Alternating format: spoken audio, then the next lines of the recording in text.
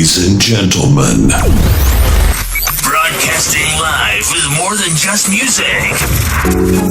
Boss Kabutura, stay in touch. Hey baby, hey, subscribe to my YouTube channel, Boss Kabutura. Yo, ladies and gentlemen, you are listening to your bombastic radio station. ladies and gentlemen, are you ready? Baskabutura. Yes, tukiri rero ku nkuru y'uwitwa Diamond Platnumz Zucu ndetse n'uwitwa Shakibi ndetse n'uwitwa Zari the Boss Lady. Uwitwa Zari the Boss Lady yateye twatsi abavuga ko Diamond Platnumz ari we ntandaro yo gutandukana kwe na Shakib Cham.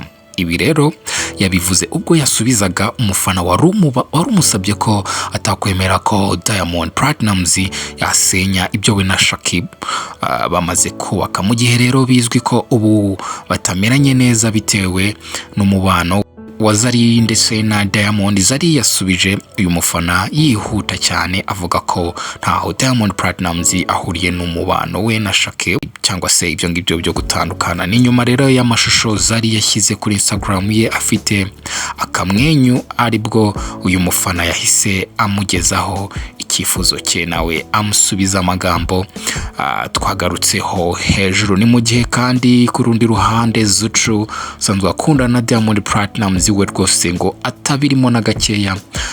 Yabwiye Diamond Platnumz nkuko nakomeje kugenda mbibabwira no mu zindi nkuru ati uzagire ibihe byiza n'umuryango wawe. Diamond Platnumz rero ufitanye na Zari the Boss Lady abana babiri.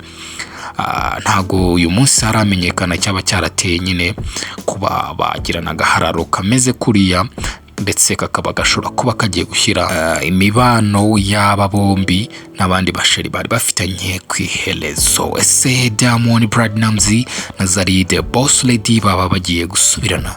Ibyo ngicyo ni ikibazo buri wese aza gukomeza kwibaza, ariko ibihe bizajya bigenda biduha umwanzuro. Stay in touch, amakuru yo arakisukiranya.